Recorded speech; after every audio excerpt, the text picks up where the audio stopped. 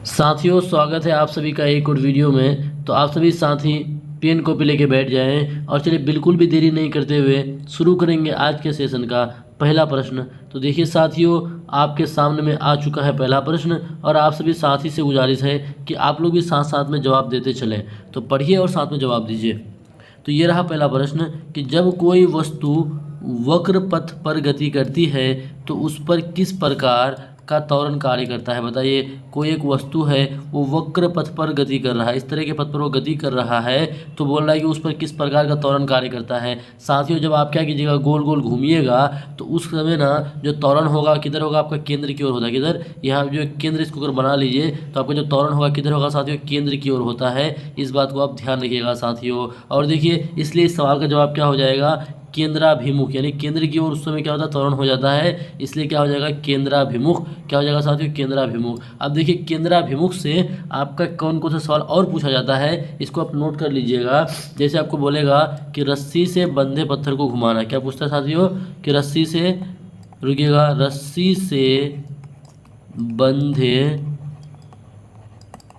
पत्थर को घुमाना। आपको पूछ देगा कि रस्सी से बंधे पत्थर को घुमाना ये आपका किस प्रकार का गति कार्य करता है साथियों, तो आपका केंद्राभिमुख का उदाहरण हो जाएगा, ध्यान रखिएगा। आपको बोलेगा रस्सी से बंधे पत्थर को घुमाना ये किस प्रकार का उदाहरण हो जाएगा, तो आपका केंद्राभिमुख इसका उदाहरण हो जाएगा। एक बात और आप जान लीजिए साथियों, जो ग्रह है ना, ग्रह, जितना सारा भी ग्रह है, ग्रहों का किसके चारों ओर घूमना, सूर्य के चारों ओर चक्कर लगाना। ग्रहों का सूर्य के चारों ओर चक्कर लगाना, सूर्य के चारों ओर गति करना साथियों, चारों ओर क्या करना, सूर्य के चारों ओर गति करना, ये आपका क्या हो जाएगा, ये भी आपका किसका उदाहरण हो जाएगा साथियों, ये भी आपका केंद्राभिमुख का उदाहरण हो जाएगा। इस बात को आप ध्यान रखिएगा।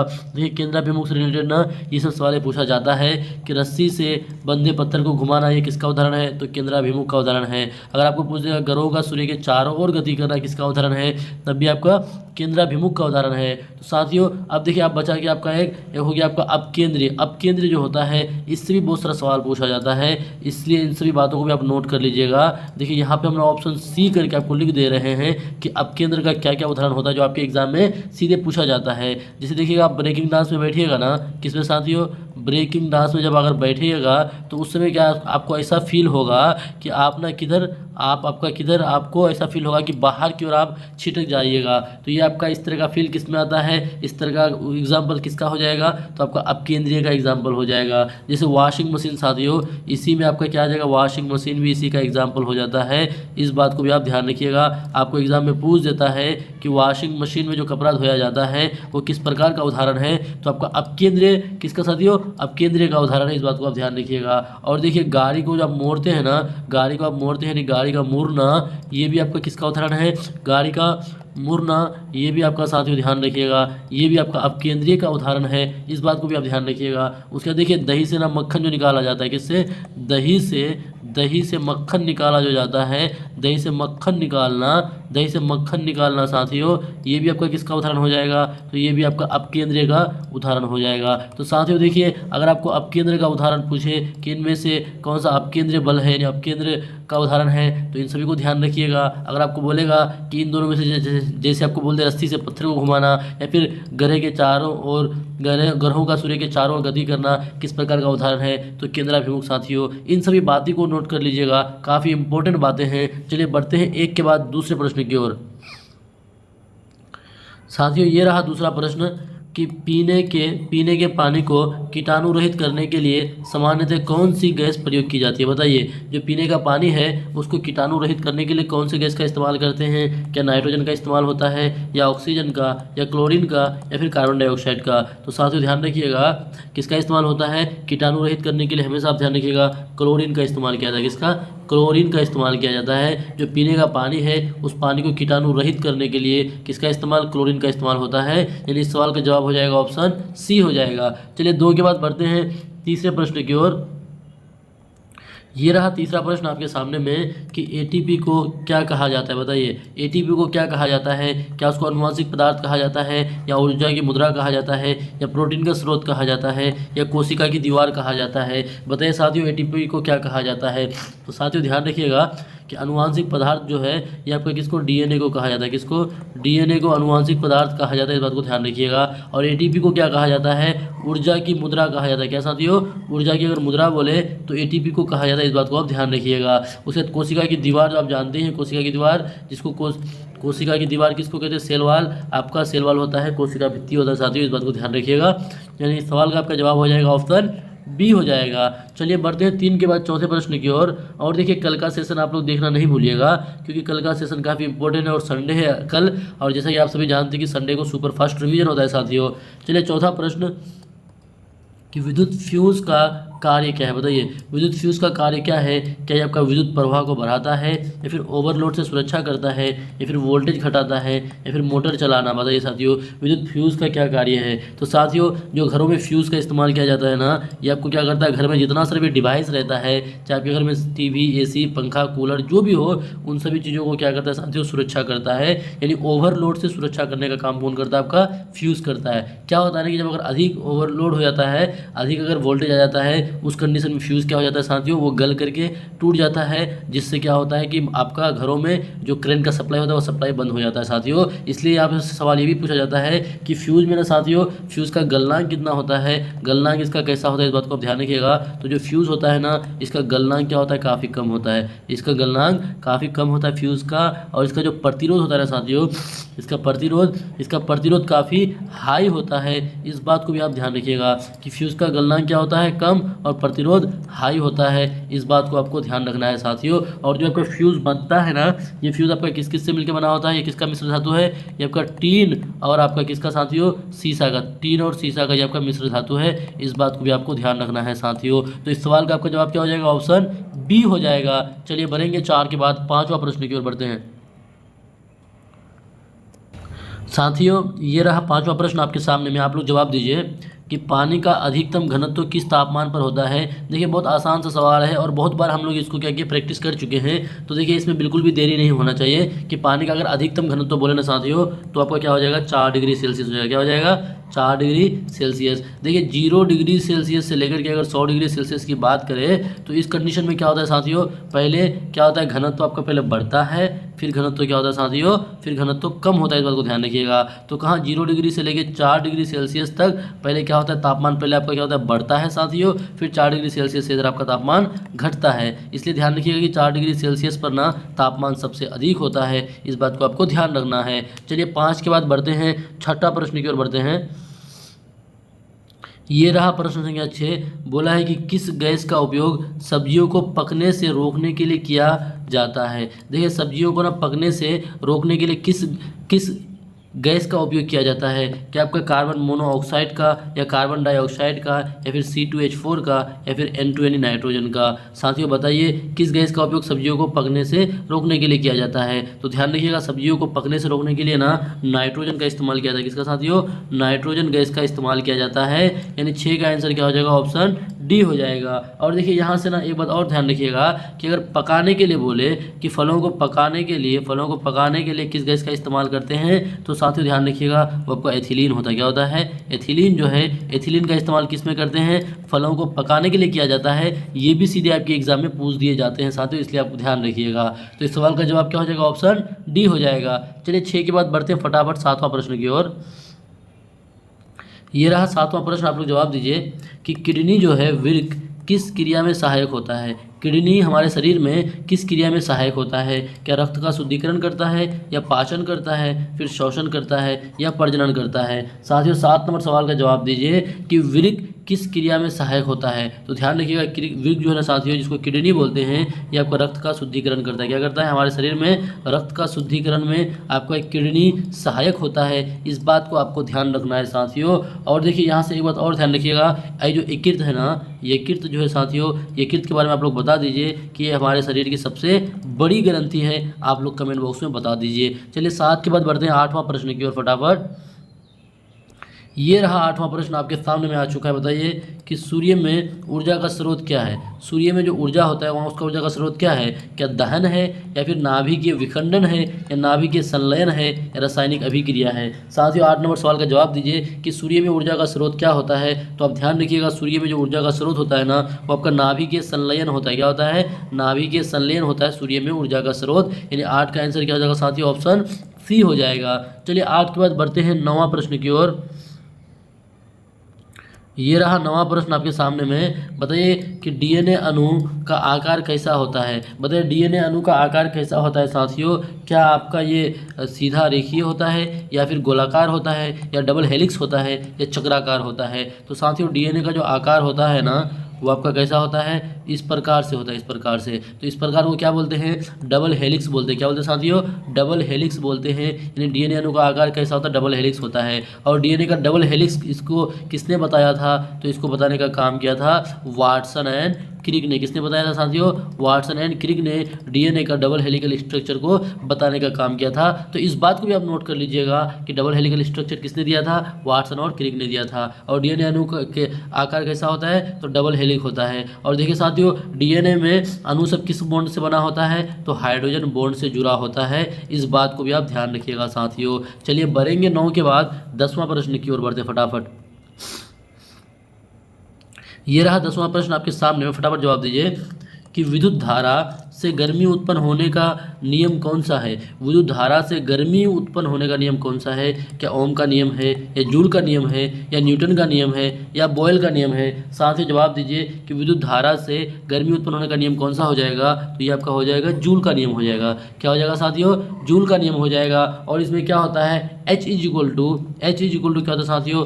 आई square into R into T हो जाता है। I square into R into आपका टी हो जाता है। क्या हो जाएगा कि विद्युत धारा से गर्मी उत्पन्न होने का नियम जूल का नियम होता है। और जूल का नियम क्या है साथियों? H is equal to I square R into T. इस बात को भी आप ध्यान रखिएगा। और ओम का नियम तो आप जानते हैं ना साथियों, V इज इक्वल टू क्या होता है? आई इंटू आर होता है। ये आपका ओम का नियम है। और न्यूटन साहब के बारे में आप सबको पता है, बस कमेंट बॉक्स में बता दीजिए कि न्यूटन साहब ने कितने गति के नियम दिए थे। चलिए अब 10 के बाद बढ़ते हैं इसी तरह से फटाफट 11वां प्रश्न की ओर बढ़ते साथियों।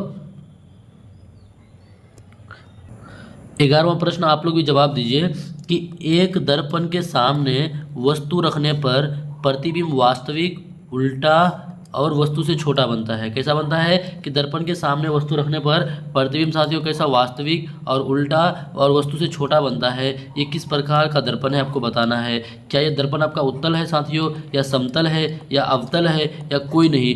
तो साथियों जब भी ना वास्तविक प्रतिबिंब की बात करें तो आप ना उत्तल दर्पण और समतल दर्पण की तरफ ध्यान ही नहीं दीजिएगा, क्योंकि वास्तविक प्रतिबिंब किस में बनता है साथियों? अवतल दर्पण में बनता है। किसमें? अवतल दर्पण में वास्तविक प्रतिबिंब बनता है। इस बात को आप ध्यान रखिएगा। और देखिए यहाँ से एक बात और जान लीजिएगा कि जो अवतल दर्पण है ना साथियों, इसको अभिसारी दर्पण भी कहते हैं। क्या कहते हैं इसको? अभिसारी दर्पण के नाम से जाना जाता है। कभी आपके एग्जाम में पूछ दे कि अभिसारी दर्पण किसे कहते हैं, तो आपका अवतल दर्पण को ही कहा जाता है। अब आपके मन में आ रहा होगा कि सर इसको अगर अभिसारी कहते हैं तो उत्तल को क्या कहते हैं। तो इसको भी आप लोग नोट कर लीजिए कि उत्तल को ना अपसारी कहा जाता है। क्या कहा जाता है? अपसारी दर्पण कहा जाता है। इस बात को आपको ध्यान रखना है साथियों। तो इस सवाल का जवाब क्या हो जाएगा? ऑप्शन सी हो जाएगा। चलिए 11 के बाद बढ़ते हैं 12वां प्रश्न की ओर। ये रहा 12वां प्रश्न कि रक्त शुद्धिकरण में नेफ्रॉन की भूमिका होती है। ठीक है, ये कहाँ पाया जाता है। देखिए रक्त का शुद्धिकरण में ना नेफ्रॉन का रोल होता है साथियों। और ये नेफ्रॉन आपका कहाँ पाया जाता है? क्या दिल में पाया जाता है, या वृक्क यानी किडनी में, या फिर साथियों आपका यकृत में, या फिर फेफड़ों में। बताइए साथियों नेफ्रॉन किस में पाया जाता है। तो देखिए आप सबको पता है कि नेफ्रॉन ना वो संरचनात्मक और क्रियात्मक इकाई माना जाता है। किसका? किडनी का। किसका साथियों? किडनी का संरचनात्मक और क्रियात्मक इकाई किसको माना जाता है? नेफ्रॉन को माना जाता है। इसलिए आपका कहाँ पाया जाएगा? नेफ्रॉन में पाया जाएगा साथियों। इस बात को आपको ध्यान रखना है। और हमारा जो हृदय है हमारे शरीर में, यानी मनुष्य के शरीर में जो हृदय होता है उसमें कितना चैम्बर होता है? 4 चैम्बर होता है। इस बात को आपको ध्यान रखना है साथियों। तो इस सवाल का आपको जवाब क्या हो जाएगा? ऑप्शन बी हो जाएगा। बोलिए आज का सेशन आप लोगों को कैसा लग रहा है। बस इसी तरह से आप लोग प्रैक्टिस करते चले। चलिए 12 के बाद बढ़ते हैं 13वां प्रश्न की ओर। ये रहा 13वां प्रश्न और कंफ्यूज करने वाला प्रश्न है साथियों। इस सवाल में बच्चे हर हाल में कंफ्यूज होंगे। देखिए क्या बोला है कि किसी चालक की प्रतिरोधता बोला है किस पर निर्भर करती है। देखिए किसी चालक की प्रतिरोधता बोला है, प्रतिरोध नहीं बोला है साथियों, यहीं पे बच्चा कंफ्यूज करेगा। और यहाँ पे ऑप्शन में आपको क्या कर देगा, तापमान भी देगा, लंबाई भी देगा, क्षेत्रफल भी देगा, और ऑप्शन नंबर डी में क्या करेगा साथियों, इनमें से सभी भी करेगा आपको कंफ्यूज करने के लिए। तो आपको कंफ्यूज नहीं होना है। जब भी रेसिस्टिविटी बोलेगा साथियों, यानी प्रतिरोधता बोलेगा, तो प्रतिरोधता ना सिर्फ निर्भर करता है किस पर, तो प्रतिरोधता सिर्फ निर्भर करता है साथियों तापमान पर। किस पर, प्रतिरोधता। आप पढ़िएगा इसको बढ़िया से कि प्रतिरोधता जब भी बोले वो आपका तापमान पर ही निर्भर करता है साथियों। और यही सवाल आपका TRE 1 में पूछा था, जिसमें हर कोई कंफ्यूज हो गया था साथियों। ध्यान रखिएगा कि किसी चालक की प्रतिरोधता जब भी बोले वो आपका सिर्फ तापमान पर निर्भर करता है, आपको ध्यान रखना है। लेकिन प्रतिरोधता के जगह में आप जो क्लास 10 में पढ़े थे क्या, प्रतिरोध, क्या पढ़े थे, प्रतिरोध। अगर पूछे कि प्रतिरोध किस किस पर निर्भर करता है साथियों, तब आप जो पढ़े थे ना, तब उस सवाल का जवाब क्या हो जाएगा, इनमें से सभी हो जाएगा। प्रतिरोध अगर पूछेगा तो किस पर निर्भर करता है, प्रतिरोध आपका टेम्परेचर भी निर्भर करता है साथियों। किस पर, टेम्परेचर, जिसको तापमान बोलते हैं। और प्रतिरोध आपका लेंथ पर, यानी जिसको लंबाई बोलते हैं, इस पर भी LENGTH लेंथ पर भी निर्भर करता है। और प्रतिरोध आपका एरिया पर भी, जिसको क्षेत्रफल बोलते हैं साथियों, इस पर भी डिपेंड करता है। अगर प्रतिरोध पूछता तब इनमें से सभी हो जाता, लेकिन यहाँ पे प्रतिरोधता बोला है और प्रतिरोधता सिर्फ तापमान पर डिपेंड करता है। इसलिए इन सभी बातों का आप ध्यान रखिएगा और नोट कर लीजिएगा। बहुत मज़ेदार सवाल था साथियों। चलिए बढ़ेंगे 13 के बाद 14वां प्रश्न की ओर। ये रहा 14वां प्रश्न आप लोगों के सामने में। चलिए फटाफट आप लोग जवाब दीजिए। बताइए साथियों कि डीएनए की खोज किसने की थी। बताइए डीएनए की खोज किसने की थी। क्या आपका वाटसन और क्रिक ने की थी, या हर्शे और चेस ने की थी, या फिर ग्रेगर जॉन मेंडल ने, या फिर रॉबर्ट ब्राउन ने। देखिए इस सवाल में ना हमेशा कंफ्यूज रहा है, क्योंकि हालांकि इस सवाल का आंसर क्या हो जाएगा यहाँ के हिसाब से कि डीएनए का खोज कौन किया, वाटसन और क्रिक ने किया। लेकिन वाटसन और क्रिक ने क्या किया था साथियों, इन लोगों ने डबल हेलिकल स्ट्रक्चर देने का काम किया था। क्या, डीएनए का डबल हेलिकल स्ट्रक्चर को आपको कौन दिया था, वाटसन और क्रिक दिया था। लेकिन फिर भी अगर खोज भी बोले तब भी वाटसन और क्रिक ही आंसर हो जाता है। इस बात को ध्यान रखिएगा। तो इस सवाल का आपका जवाब क्या हो जाएगा, ऑप्शन ए हो जाएगा साथियों। चलिए बढ़ेंगे 14 के बाद 15वां प्रश्न की ओर बढ़ते हैं फटाफट। ये रहा 15वां सवाल आपके सामने में, आप लोग जवाब दीजिए। क्या है कि ओजोन परत पृथ्वी को किससे बचाती है। बताइए जो ओजोन लेयर पाया जाता है वो पृथ्वी को किससे बचाती है। क्या पराबैंगनी किरणों से बचाती है, या अवरक्त किरणों से बचाती है, या रेडियो तरंगों से बचाती है, या फिर एक्सरे से बचाती है। साथियों आप लोग जवाब दीजिए जब तक आप लोग को बताते हैं कि जो ओजोन परत है ना साथियों, ये ओजोन लेयर जो है, ओजोन लेयर जो जिसको ओजोन परत कहते हैं, ये आपका वायुमंडल के किस लेयर में पाया जाता है। तो ध्यान रखिएगा ये आपका समताप मंडल में पाया जाता है। किसमें साथियों, समताप मंडल। और ये सवाल भी आपको पूछे जा सकते हैं कि वायुमंडल के किस परत पे आपका ओजोन लेयर पाया जाता है, इसलिए ध्यान रखिएगा कहाँ पे, समताप मंडल में साथियों। और हम लोग अगर बोले कि हम लोग किस मंडल में हैं, तो हम लोग सबसे नीचे वाला मंडल जिसको क्या बोलते हैं, क्षोभ मंडल में। और किसमें साथियों, क्षोभ मंडल में रहते हैं। एक दिन आप लोगों को ना वो मंडल, वायुमंडल के बारे में सारी बातें आप लोगों को बता देंगे साथियों। तो इस सवाल का जवाब क्या हो जाएगा, जब आप लोग फटाफट जवाब दीजिए कि ये ओजोन लेयर क्या करता है कि सूर्य से आने वाले ना पराबैंगनी किरणों से हम लोग को क्या करता है, बचाने का काम करता है साथियों। यानी इस सवाल का जवाब हो जाएगा ऑप्शन ए। और बाकी सब बात को भी नोट कर लीजिएगा। चलिए 15 के बाद आप बढ़ते हैं 16 प्रश्न की ओर। तो बताइए आप लोगों का जोश कैसा है, क्या आप लोगों को पढ़ने में मजा आ रहा है कि नहीं आ रहा है। ये रहा 16वां प्रश्न कि लिटमस एक प्राकृतिक संकेतक है, ये किससे प्राप्त होता है। देखिए लिटमस जो है आपका एक प्राकृतिक संकेतक है। इससे हम लोग ना अम्ल और क्षार का पता लगाते हैं। बस आपको प्यार से ये बताना है कि अम्ल जो है जिसको एसिड बोलते हैं, ये लिटमस पत्र को किस रूप में बदल देता है, आपको बताना है। साथ ही आपको बताना है कि अम्ल क्या करता है, लिटमस को किस रूप में बदल देता है, आपको प्यार से कमेंट बॉक्स में बताना है। अगर आप अम्ल के बारे में बता दीजिएगा तो प्यार से आप क्षार भी बता दीजिए साथियों, अम्ल और क्षार, क्योंकि यहाँ से एग्जाम सवाल बनते हैं कि अम्ल किस लिटमस पत्र को किस रूप में बदलता है और क्षार किस लिटमस को किस रंग में बदलता है, आपको बताना है। तो फिलहाल यहाँ से इस सवाल का जवाब क्या हो जाएगा कि लिटमस एक प्राकृतिक संकेतक है और ये किससे प्राप्त होता है, तो आपका शैवालों से प्राप्त होता है। किससे साथियों, शैवाल, जिसको लाइकेन कहते हैं, इससे आपका प्राप्त किया जाता है। यानी इस सवाल का जवाब हो जाएगा ऑप्शन सी हो जाएगा। चलिए बढ़ते हैं 16 के बाद 17वां प्रश्न की ओर। और कल का क्लास देखना आप लोग बिल्कुल नहीं भूलिएगा, क्योंकि कल आपका क्या होगा, सुपर फास्ट रिवीजन होगा और उसमें आपको पता चलेगा कि आपकी तैयारी कितनी हो चुकी है। चलिए साथियों 17वां प्रश्न कि प्रकाश के परावर्तन में कोण आपतन और कोण परावर्तन का संबंध क्या होता है। बहुत आसान सा सवाल है, आप लोग पढ़िएगा और फौरन जवाब दे दीजिएगा। क्या बोला, प्रकाश का परावर्तन बोला है। और प्रकाश का परावर्तन क्या होता है साथियों, कि किसी चिकनी या चमकीली सतह से या फिर जो आपका अपारदर्शी कोई सतह होता है उसमें प्रकाश टकराकर फिर उसी माध्यम में लौट जाने की घटना को क्या बोलते हैं, प्रकाश का परावर्तन कहते हैं। इस बात को आप जानते हैं साथियों। चलिए इसको मान लेते हैं आपतित किरण, इसको मान लेंगे परावर्तित। और इसके बीच में क्या होता है साथियों, अभिलंब होता है। तो देखिए यहाँ पे एक कोण बना और यहाँ पे एक कोण बना। जो आपतित कोण होता है उसको एंगल आई और परावर्तित कोण को एंगल आर। और आप जानते हैं कि प्रकाश के परावर्तन के नियम क्या है, कि एंगल आई और एंगल आर आपस में बराबर होता है। अब आप खुद ढूंढ लीजिए साथियों, क्या कोण परावर्तन कोण और कोण आपतन, कोण परावर्तन ग्रेटर देन कोण आपतन। बताइए साथियों कि जो परावर्तन कोण होगा और आपतन कोण से क्या बड़ा होगा, नहीं बिल्कुल गलत, ये दोनों आपस में बराबर होता है। जो आपतन कोण है और जो परावर्तन कोण है ये दोनों बराबर है, बिल्कुल सही बात है। और यही तो आपका क्या बोलता है, परावर्तन का नियम भी बोलता है कि आपतन कोण और परावर्तन कोण आपस में बराबर होता है साथियों। यानी इस सवाल का आपका जवाब क्या हो जाएगा, ऑप्शन बी हो जाएगा। अगर कभी पूछ दे कि प्रकाश के परावर्तन के कितने नियम है, तो 2 नियम है, इस बात को आप ध्यान रखिएगा। चलिए 17 के बाद बढ़ते हैं 18वां प्रश्न की ओर। ये रहा 18वां प्रश्न, जवाब दीजिए आप लोग कि किस गैस का उपयोग हाइड्रोजन बम में किया जाता है। बताइए हाइड्रोजन जो बम होता है उसमें किस गैस का उपयोग होता है, क्या आपका ड्यूट्रियम और ट्रीटियम गैस का, या फिर क्लोरीन, या फिर ऑक्सीजन, या फिर कार्बन डाइऑक्साइड। बताइए साथियों आपका किस गैस का उपयोग हाइड्रोजन बम में किया जाता है। तो ध्यान रखिएगा आपका ड्यूट्रियम और ट्रीटियम गैस का उपयोग किसमें किया जाता है, हाइड्रोजन बम में किया जाता है। इस बात को आप ध्यान रखिएगा। अब देखिए ये ड्यूट्रियम और ट्रीटियम कोई और नहीं बल्कि ये आपका हाइड्रोजन जो है ना, ये हाइड्रोजन का समस्थानिक है। क्या साथियों, हाइड्रोजन का समस्थानिक है आपका। इस बात को आपको ध्यान रखना है कि ये आपका हाइड्रोजन का समस्थानिक है। और आप ये भी जानते हैं कि हाइड्रोजन के कितने समस्थानिक है, तो हाइड्रोजन के कुल 3 समस्थानिक है। पहला है प्रोटियम, दूसरा ड्यूट्रियम और तीसरा ट्रीटियम है साथियों। इस बात को ध्यान रखिएगा। और यही आपका ड्यूट्रियम और ट्रीटियम क्या करता है, हाइड्रोजन बम में ये इस्तेमाल किया जाता है। यानी किस गैस का उपयोग यानी हाइड्रोजन बम में किया जाता है, तो आपका ड्यूट्रियम और ट्रीटियम हो जाएगा। इस सवाल का जवाब क्या हो जाएगा, ऑप्शन ए हो जाएगा साथियों। चलिए बढ़ेंगे 18 के बाद 19वां प्रश्न की ओर बढ़ते फटाफट। ये रहा 19वां प्रश्न आपके सामने में कि मानव शरीर की सबसे बड़ी ग्रंथि कौन सी है। बताइए साथियों मानव शरीर की सबसे बड़ी ग्रंथि कौन सी है, क्या आपका वृक्क हो जाएगा, या फिर अग्नाशय हो जाएगा, या यकृत हो जाएगा, या फिर ग्रंथियों की कोई गिनती नहीं है। बताइए कि मानव शरीर की सबसे बड़ी ग्रंथि कौन सी है, तो ध्यान रखिएगा वो आपका यकृत हो जाता है। कौन साथियों, यकृत जो है ये मानव शरीर की सबसे बड़ी ग्रंथि है।